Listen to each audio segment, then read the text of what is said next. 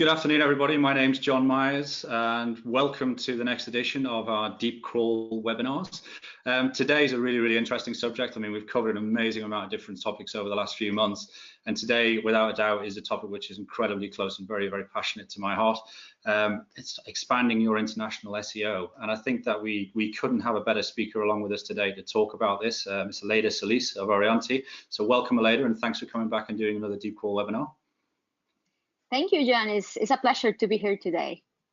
No, it's an absolute pleasure to have you back. And I always tend to, at this point, do intros for speakers, but I'm kind of wondering how I intro Aleyda. I mean, everybody probably that's on the line today knows Aleyda.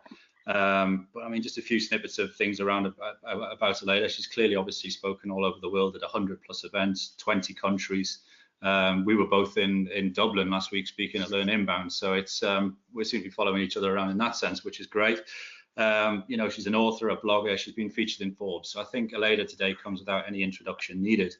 And on this particular topic, I know it's one of her strong points, many strong points within the SEO world. And I think what's great about this topic is the world of SEO is just getting more and more complex. We're finding that, you know, the things that we have to think about are not necessarily things that we thought about 5 to 10 years back. And there's different layers of complexity being thrown into the mix.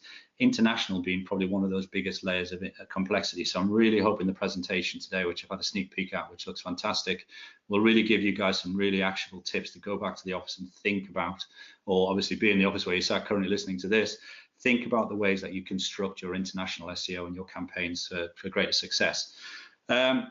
It's going to be the usual format for you guys that have tuned in before. It's about 30 to 35 minutes of presentation, and then we'll get into the Q&A as we always do, and I'm absolutely certain that this will throw up a few questions. The questions, as always, can be submitted via our GoToWebinar chat box. So at any point through the presentation, please throw the questions in there. I'll then pull all the questions together collectively for when Aleyda finishes, and then we can get into the Q&A section. We love to have the questions, and we love them coming from the panelists rather than myself. So please do put those questions in when you get to those things. Also, we do love feedback. If you've been on here before, when you close the window at the end of the webinar, there's a little survey. It'll only take about a minute to fill in. Just tell us what you thought. Tell us if the content was great. Tell us if we can improve anything. Tell us if we can't. You know, just let us know. We enjoy the feedback side of things as well. And obviously, there will be a full recount of this webinar for anybody that's signed up, and also anybody that hasn't signed up on the DeepCrawl blog from tomorrow. And also, we will send out a recording to everybody that's attended this webinar as normal tomorrow to you guys, so you get absolutely everything. Also, just after Aleyda has presented, we're going to give you access exclusively ahead of time to our new white paper on internationalization, which Aleyda has also contributed. So thanks very much for that, Aleyda. And that will go out in the chat box probably partway through this webinar, probably just after Aleyda's finished speaking. So without further ado, I'd like to hand over the microphone for the next 30 or so minutes to Ms. Aleyda Solis, the founder of Orianti. Fantastic international SEO, here to share some amazing tips with us. So over to you, Aleyda, and I look forward to watching the presentation as well. Thank you very much, John. I really appreciate this very nice introduction. Of course, you're very kind. And please, I think that my screen should be already shown, isn't it? Hopefully, you see it well. All good, we can see it. Excellent. I was about to say, if not, please raise your hand. But I cannot see your hand. I'm sorry. Very bad joke. Sorry. Anyway, I promise it will be better than the next one. Don't worry. Well, I'm Aleyda Solis, and of course, I don't think I need to add anything because John was so kind of doing this very nice intro. Just saying that I had the chance to help with international SEO to a few great brands, right?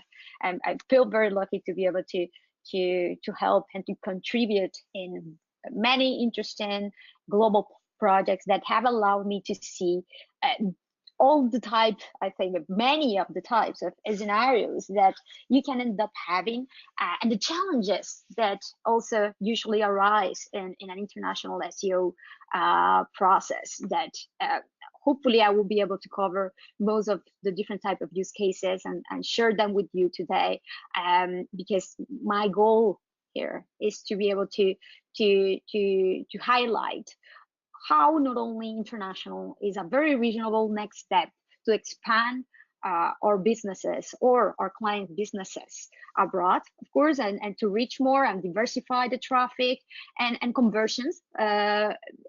However, there are usually these very common type of challenges, right? And I know that for many of you, these are not necessarily completely new, of course. Launching in too many non-profitable markets, sadly, and a lot of people will tell me, oh, Aleyda, I wish I had some type of influence there, right? But many of us end up doing SEO and web properties that are already established, right? And we are not the ones selecting or prioritizing right at the beginning which should be the ones that should be enabled, should be launched. However, we can advise and we can prioritize those that will be more profitable and meaningful in the process, right? And I want to share with you and highlight the importance of doing this and how to do it in a data basing our decision on data, right? In a data-based type of decision, in order to make the best possible decision and advice and give the best possible advice to our clients. And then, of course, choosing the wrong web structure. In many occasions, I have seen web properties that are of very highly authority in general, right? Of very well-known established brands.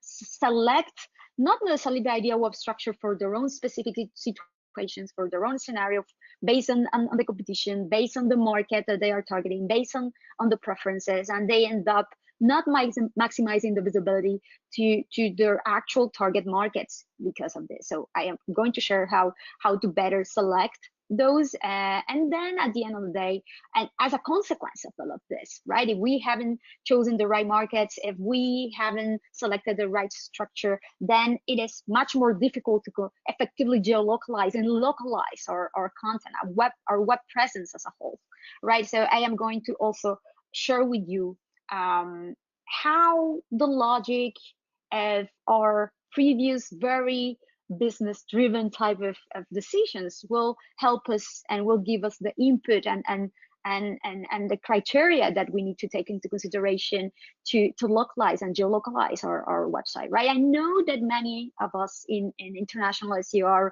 are very well aware of hreflang annotations, right? And many of us hate hreflang annotations because they are so tricky and not necessarily that efficient to implement, right?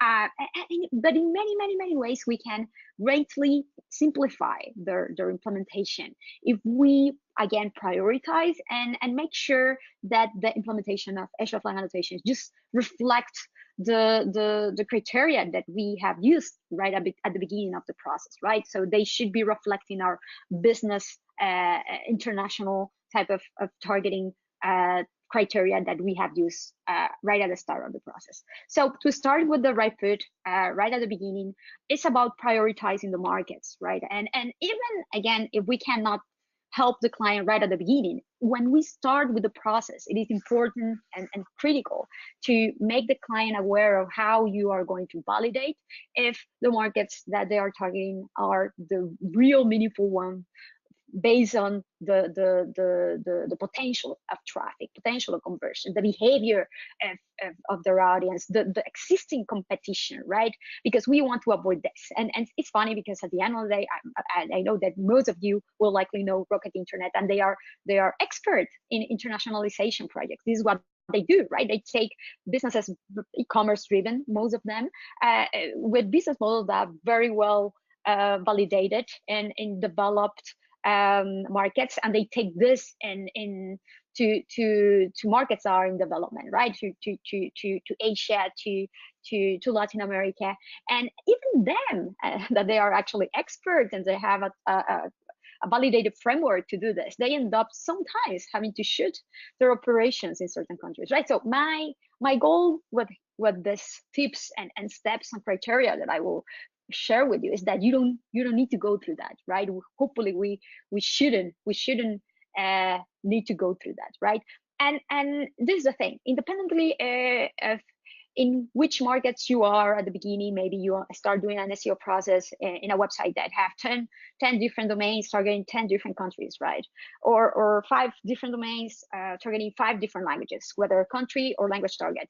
It's important that we in any case validate and verify from which markets we're already getting organic search traffic and traffic in general to our properties, right? We can use the Google Analytics location report, the set of language and location reports of the geo reports, and let's take a look there from which countries, like the US, the UK, India, Canada, which, right? But if we have an English version, like what is the real diversity of the audience? Are they really all coming from the US? I have had quite a few clients that, because they had a .com and their content in English, they highly assumed that most of their traffic was already coming from the US, and it was not like this. They already have like 15% or even 20% from the UK, because they didn't enable, or they didn't have an option to convert and to develop the full transaction, to follow the full transaction from abroad, from the UK or from Canada, from other countries. Those users didn't end up converting, right? So they didn't see their value. They didn't see those profits coming from abroad. However, it was just about identifying that already existing demand and enabling those features that they already had the capability to offer, right? So it's very, very important to validate from which markets you are already getting your traffic from a language and also country perspective, and do the same with your competitors, right? If you are in this position that your boss or your client says, oh, look, we have 30 versions, but I mean, I don't have the budget to do a proper international SEO process for the 30 of them, for all of them. Let's just select the top 5 markets, right? Or tell me which are the top 5 markets that I should start with.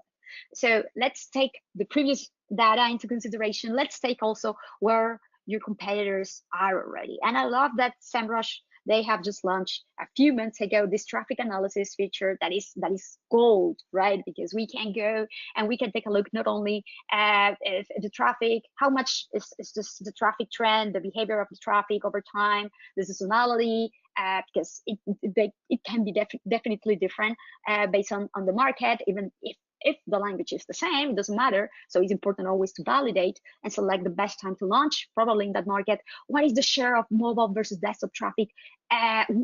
Which are the other websites referring traffic to those markets? Which are the main players in these markets? And for the already existing well-established competitors in our industry, let's take a look from which markets, from which countries they are already profiting from, because that can give us a good hint, a good input of which are those markets that we should actually prioritize on, right? So for example, we can go and take a look at if it is really besides the US, if it is really the UK, or we can end up getting surprised and saying, oh, it's India after the US, and then Germany, and then Brazil and Mexico, right?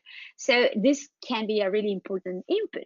And then at this point, what we want is just for these top markets, top country markets, language markets that you already have, you probably have at this point a list of 10, 15, whatever, just let's take a look at the potential traffic that is available in that market, right? At this point, you don't need to do a full keyword research or full competition research, behavior trend type of research. You will need to do that for sure, and have actual help from a native speaker to do that in order to validate very well the behavior of that audience. But you will do that like as a whole, completely, an in-depth analysis afterwards. At this point, you want to just validate and take a look at what is the potential in those markets, right? So you will likely at this point take your top categories, business products, your top offering, and take a look how much traffic potential, what is the search volume going on for these terms, for your top terms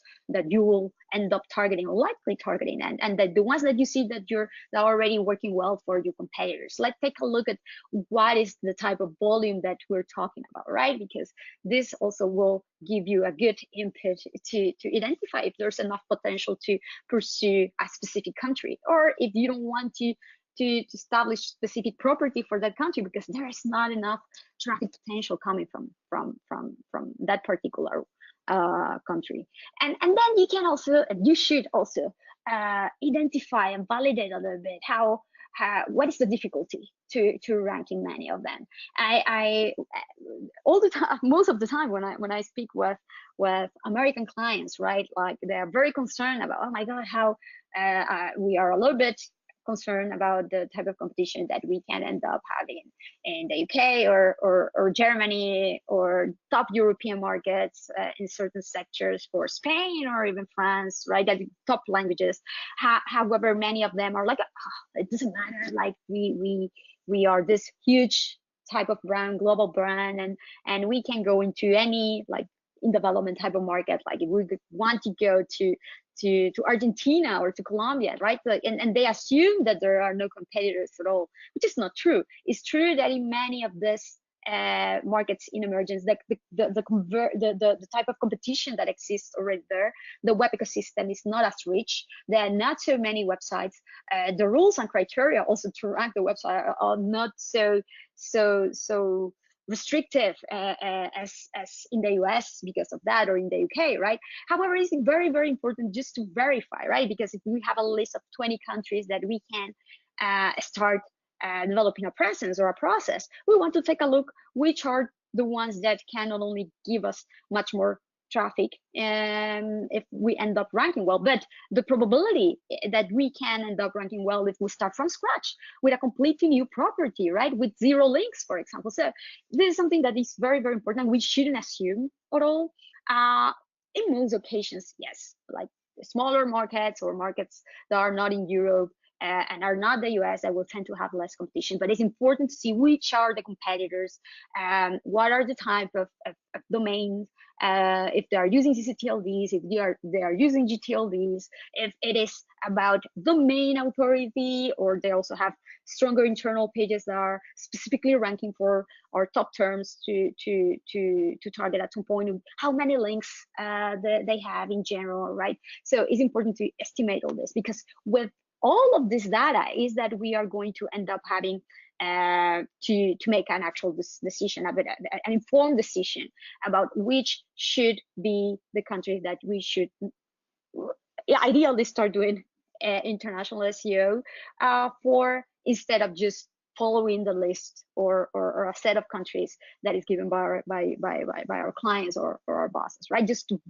validate and verify that what is the complexity, if there's enough value there, and also which are all the traffic drivers, right? Because potentially, like, we are not going to probably we might only focus on SEO, but the website won't only rely on organic traffic. I shouldn't, and to be completely honest, is much more healthier that it doesn't only rely in organic traffic, right? So at this point, we should be able to validate and know already which are the top markets with much more organic traffic potential, which are the ones that have a medium lower type of competition that we may want also to prioritize, just to avoid competing with the big ones necessarily if we don't have that much of a strong presence ourselves or authority ourselves at this point, right? And so much to invest at this point. And then the next steps come, right? How do we target these markets? Because probably you may have identified at this point that there were a few Latin American markets, for example, that maybe independently they didn't have enough traffic, but as a whole they did, right?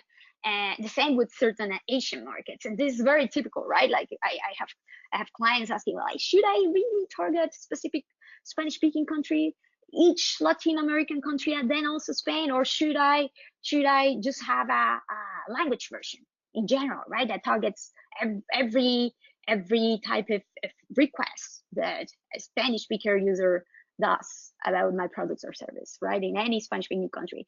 And realistically, the best ideal scenario is that we enable a very granular, as much personalized web property and web presence to really target the specific needs of each specific country and audience. And we know already, it's very common, right? Like even in the US, in the UK, that, for example, in America, in the US, you will speak about real estate, and in the UK, you will speak about property market. And in the US, you will search about, for example, rent an apartment, and in the UK, it will be a flat rental, right? Not an apartment.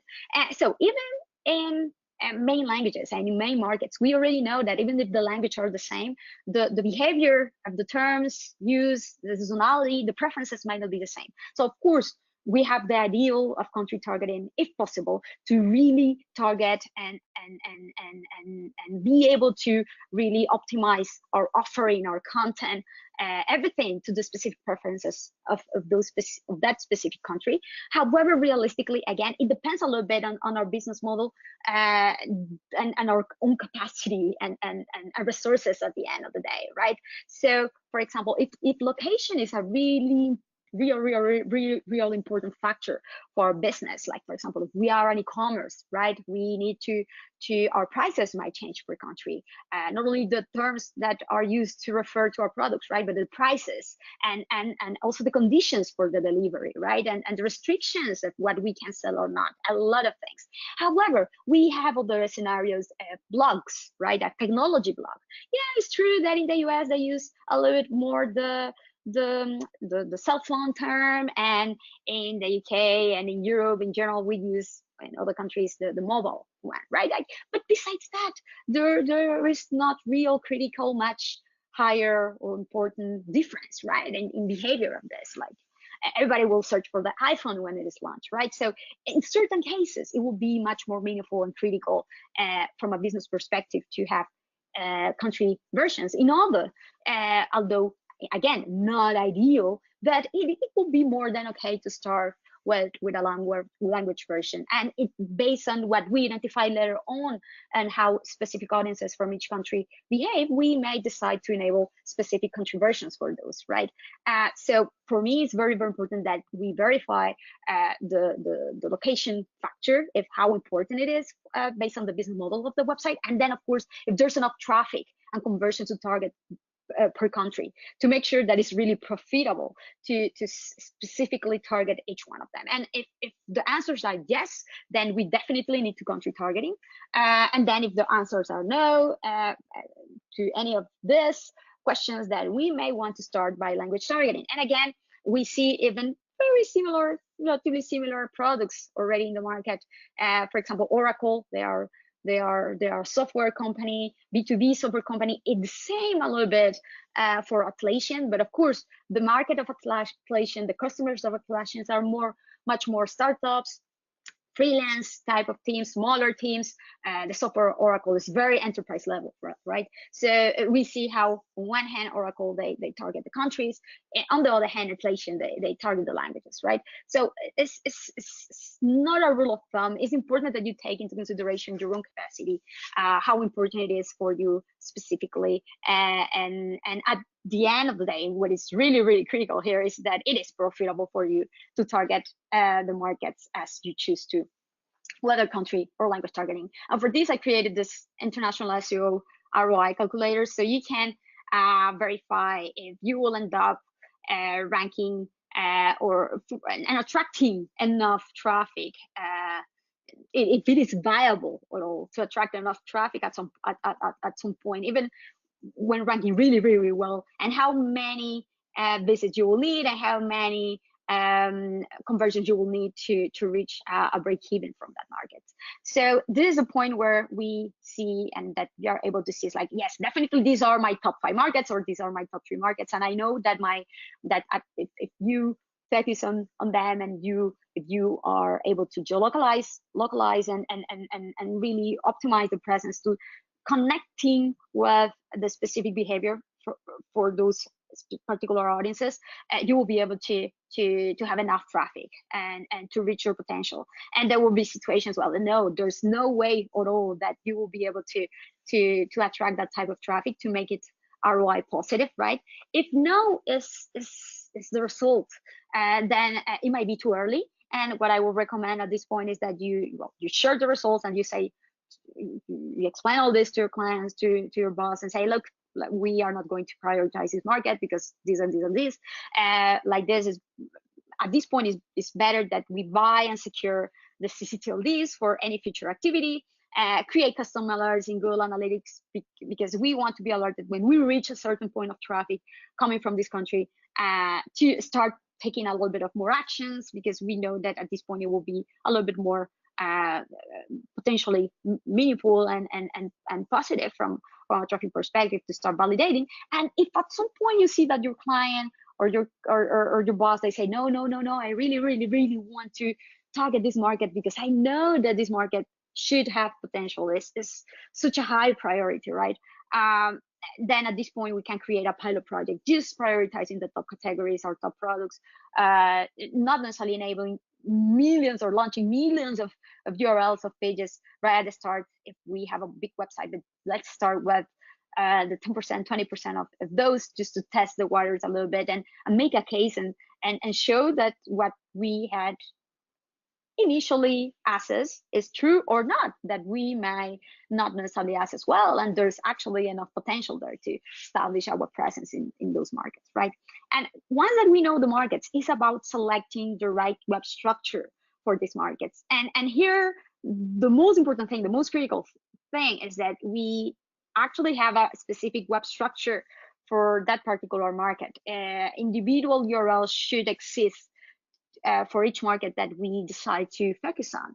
And we shouldn't be using scripts or cookies or whatever that methodology of implementation to show different language or country versions through the same URLs, as Dropbox I am showing, right, that they do in the example. You know, the sad thing about Dropbox is they actually have specific URLs for Spanish and for English and for German and for French. So they actually have this URL structure. But when you select to change the language, they don't refer you. They don't refer the user to the specific URL. So yeah, it's also about being consistent, right? Having specific URLs for each language or country version of your pages, but also referring your users there, because these are the pages that are going to end up being linked and referred. So we need to be consistent.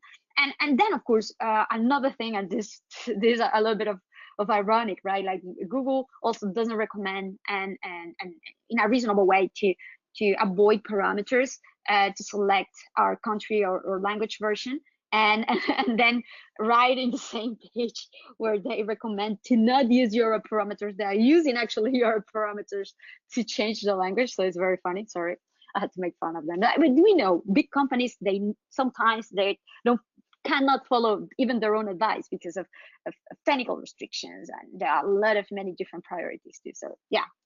These things tend to happen.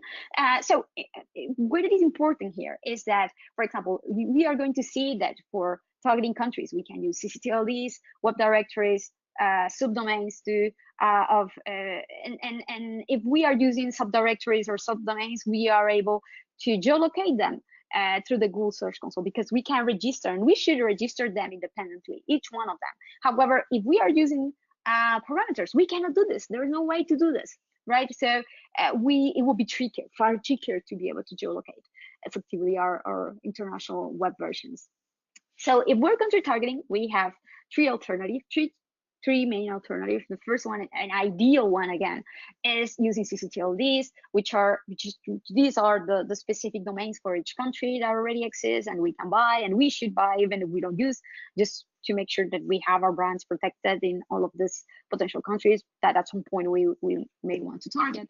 And this is the ideal way to geolocate realistically. However, everything we are going to see has each one of the options, they have pros and cons.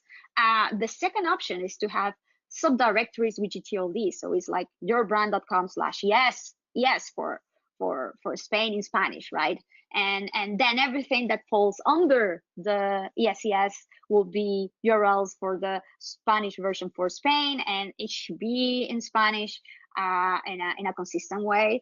And this is actually the best version when we have less resources, right? On one hand, we have the ideal that is using ccTLDs, but realistically, this is like having different web properties. This is like if we had, for example, if we have 5 versions of our website for 5 different countries, we need to manage 5 ccTLDs. It's like managing 5 websites, completely independent, right? Like a complete independent web properties with their own link authority, link profile that we will need to grow independently to, and very likely to update 5 times like the same thing, etc., etc. So by 5 everything. So of course, if we have less technical resources and we don't have that much of capacity to grow independently the link popularity of each one of these properties, then it might be better to start with subdirectories that we can geolocate to each specific country, right?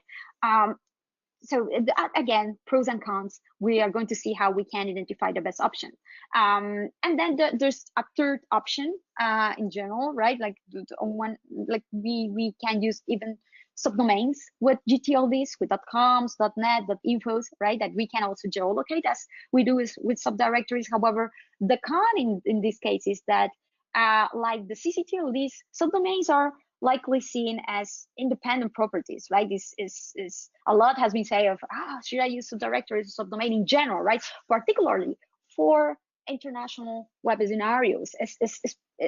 Subdomains, they don't have the pro of ccTLDs that are independent properties, but they are by default already geolocated to the market. So you cannot change the geolocation. They already have the signal there. The .es is already geolocated to Spain, the .fr to France, etc. They don't have this benefit. However, they do have the con of being seen or being perceived in many scenarios as independent properties. And then on the other hand,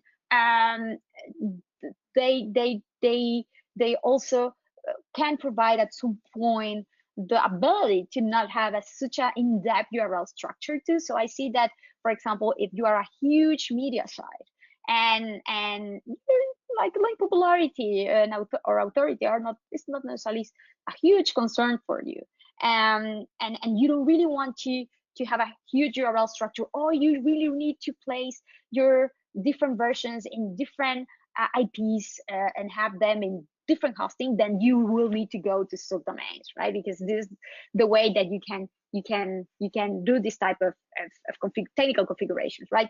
So yeah, it might be better than subdirectories to organize larger and more complex sites at some point, but they don't have the pro of subdirectories of inheriting in a much more straightforward way in most cases. The link popularity of the already existing subdomain, the www one that you may have already established for quite a few years in your initial market, right? So again, pros and cons in all cases. What it is important is whatever you choose, you are consistent. We can see right now on the screen an example of a website that unfortunately was not consistent. So for example, this is a hotel, right? So they are in the UK and they have a .co.uk, they have a ccTLD already. They are targeted by default to the UK. You cannot change the geolocation of this extension because it's already set to the UK. However, they established this American version. Somehow also they call it English version, US, right? It should be US version, USA version. But in any case, you cannot geolocate and change the geolocation of this subdirectory already to target the US, because it's already by default targeted to the UK because it is being used in a ccTLD. So if you want to use subdirectories, you can use subdirectories of subdomains in GTLDs, in generic domains, .com, .info, .net, but not in ccTLDs. And then also Google has a list of domains that they treat as generic, because there are some extensions like .co, for example, .co that a lot of startups are using as if they were .com, but they are actually treated as regional. They are, sorry, but they should be treated as regional domains because .co is for Colombia. But Google said, look, because I see that many of them are being used by generic companies, I won't treat them as if they are targeted to Colombia by default, right? So even if it is ideally it should have been a Colombian extension, Google won't treat it as that, and then you can change the geolocation for whatever, or if you are a Colombia company and you want to use a .co, you better go and change and make sure that it's set to Colombia through the Google Search Console. And then we have some generic regional top-level domains like .eu, .asia, that a lot of people think that they are targeting those regions, but Google hasn't confirmed that they don't treat them at this point any differently than a GTLD, right? So it's important to warn our clients that not because they have a .eu or .asia, they are targeting to this region. That at this point, Google only supports countries, right? And then we have language targeting with a very similar pros and cons in general, just with subdirectories and subdomains with GTLDs though, because we are not targeting countries in this case.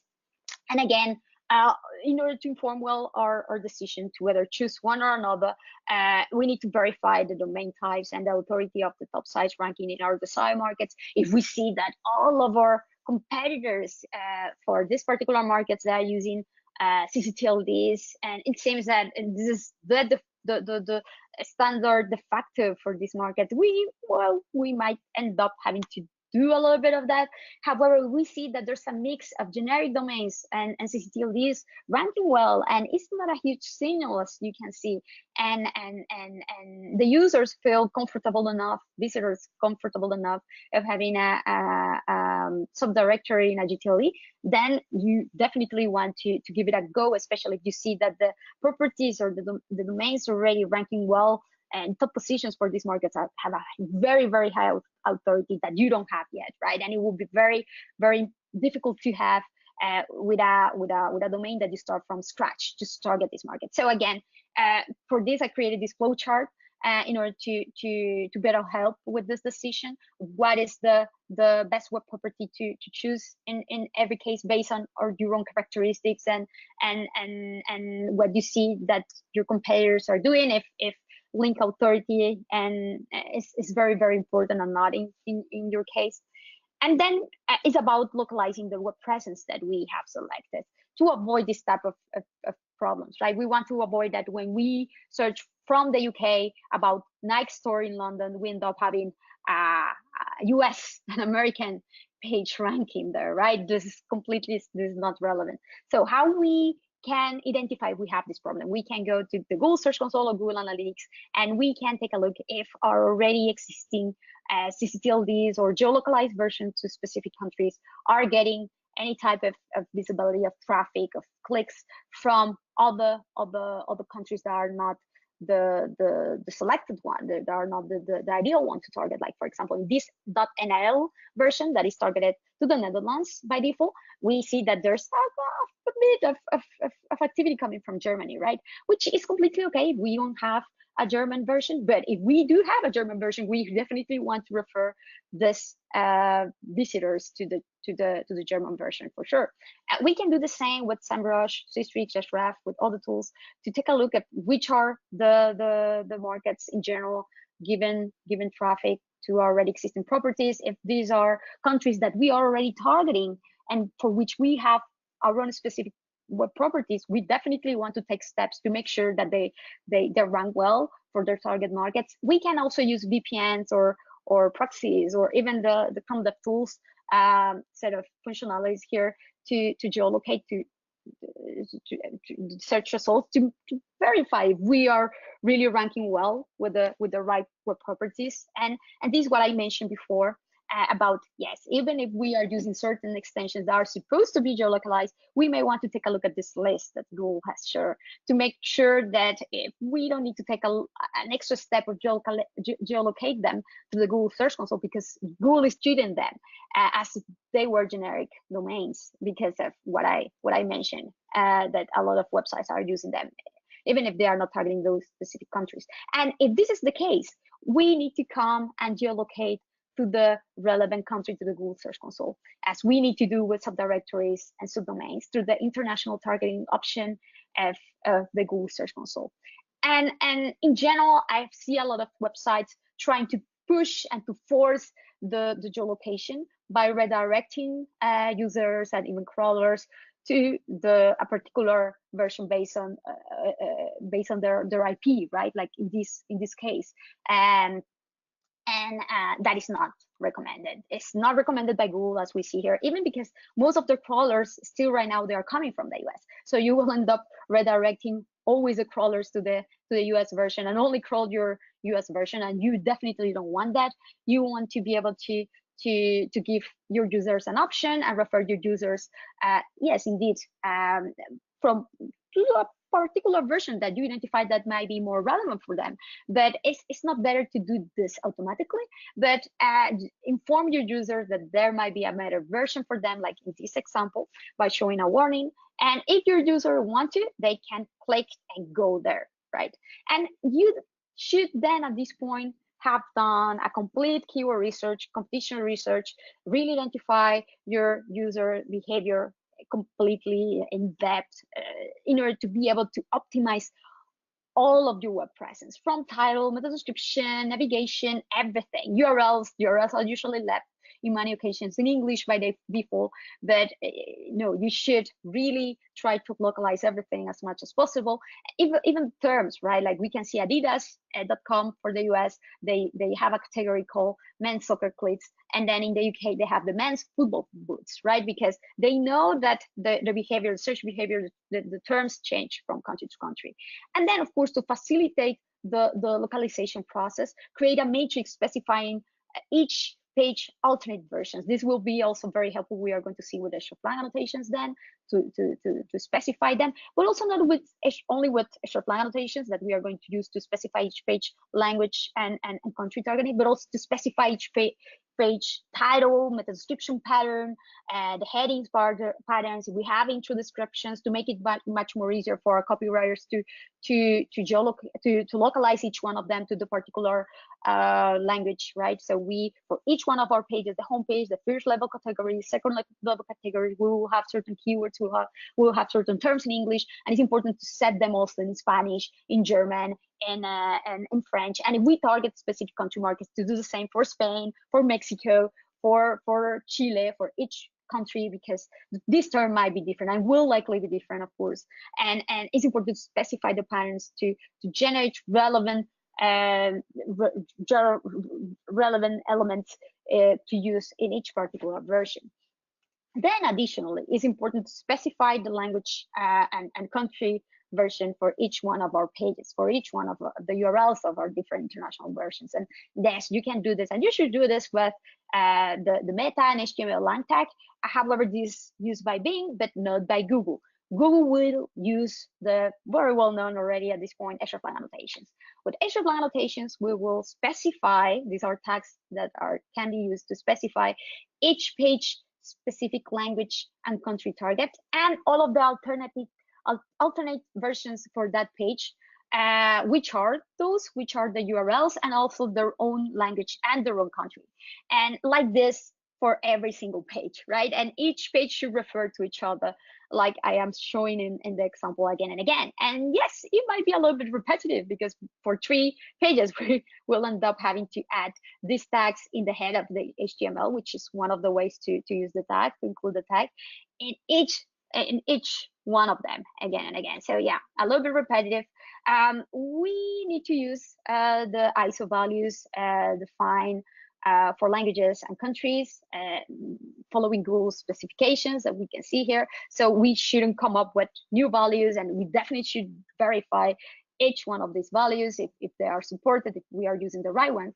And then for those global versions that we might want, that we want to show, or we want to refer to for those users that we are not specifically targeting to. For example, we don't have a New Zealand version, we don't only have an Australia or an American version. We want to set an X default, right? X default tag is the default version that we want to show for these users that for which we don't have yet specific language or country version. However, this is recommended, but it's not a requirement. We need though we need to add these hreflang annotations as much as possible to make sure that Google shows the relevant version for each one of the markets, and we have the options to implement hreflang annotation in HTML and XML sitemaps. There are tons of many different types of errors that we can see. However, I shared a bit ago a whole process that you can see here in the screen. That opportunity, because of time restraints, and I see that we have not necessarily that much time left to explain this, but there are a few steps that I have explained very well in this post that I published a couple of weeks ago, 2 or 3 weeks ago on my blog, when I go step by step of how we can minimize having errors, right?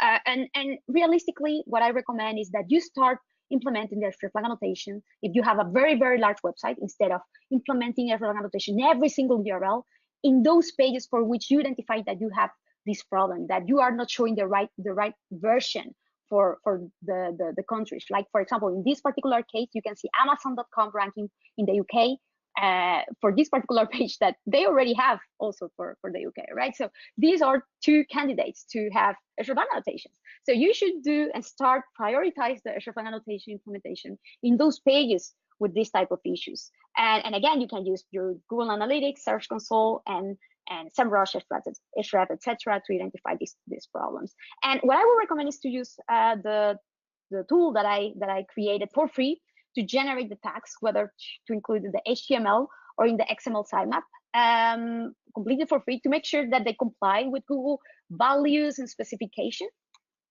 And if you have an enterprise type of website, you can also find the href builder that allows to map quite easily huge websites like this and generate the values in XML sitemaps. And of course, you should definitely use DeepCrawl to validate hreflang implementations, whether in XML sitemap, whether in the HTML head.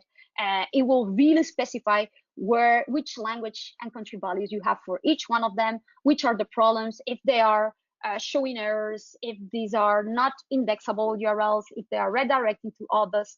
And the goal should be this one, right? That even if you may have a little bit of issues at the beginning, if you enter some values that are not correct, if you are pointing to pages that don't exist, you can troubleshoot by crawling before launching, crawling after launching with DeepCrawl, identifying these problems, and then, of course, monitoring through the Google Search Console, because Google provides the errors directly there in the international target report. And obviously, after following all of this, the ideal is to document all of the decisions we have made to make sure that each time that we change our URLs, we publish something new, eliminate something, we change the configuration accordingly. And hopefully by following all of these steps, you are able to grow the relevant visibility, traffic, and conversions. It's about being profitable and diversify the profitability across all of these markets, as I am showing on screen. It's not only about traffic, but ultimately about building value and profits from all of these markets using these 3 steps type of process. And I am sorry if I haven't been able to go much more in depth, because there's so much to share. However, I'm happy to at least having been able to finish on time, and hopefully I will be able to clarify a few doubts now in the Q&A. Hopefully, likely. Let's see. Thank you very much. Thank you, Aleyda. Fantastic as always. Loads of great content in there, and obviously, as you mentioned, as we all will do, we'll share the decks after this. Thank you for coming in on time. We've got a few minutes left for questions, which is great, and it's good to see that we've had some questions, which is wonderful. So let's go for them. I'm going to crack straight into them, and we can't get through them all. We will, as we've done in the past. We'll take the questions. We'll recreate a quick blog post with those questions in, so you guys get to get your answers from Aleyda as well. So I always like to ask the first question from the first question that we got, in a sense, because they were first in the door. So Mr. David Four was just asked about, what about countries that have multiple languages? Is it considered international, and is it handled any differently? So obviously, if you've got a country with various languages within it, are you still working under the same country TLD, or are you working in a different way with that? It's going to be more granular, right? Like, for example, in Spain you have Spanish, but you also have Catalan, and you have also the Basque language and the Galician language, right? So you will still use the .es, but instead of having just the .es with Spanish and that's it, you under the .es you want to enable a subdirectory for Catalan, right? And then you don't need to geolocate or do anything with this additional subdirectory from a geolocation perspective, because it already falls under the .es or under the subdirectory or the subdomain that is already geolocated to Spain, right? That is why it's important to be consistent. Then what it might be more reasonable to do in this case is to use hreflang annotations to specify which are the Catalan pages, the language, and which are the Spanish pages for the same country, though, in this case. So it's just enabling these additional language URLs under the already geolocated structure that you already have. Fantastic. So I mean, this next question, which ties in quite nice to that, from Blas Kafuni, is basically around that as well. And it's either as simple, it's exactly the same kind of scenario, I think, here, but it's he asked, what about the URL structure where language is the subdomain and country is the subdirectory? If that makes sense. So oh my gosh, yes. something like es.domain.com/Spain/URLs for Spain, or es.domain.com/Colombia/URLs for Colombia. Yeah, indeed. So this is the thing. Since the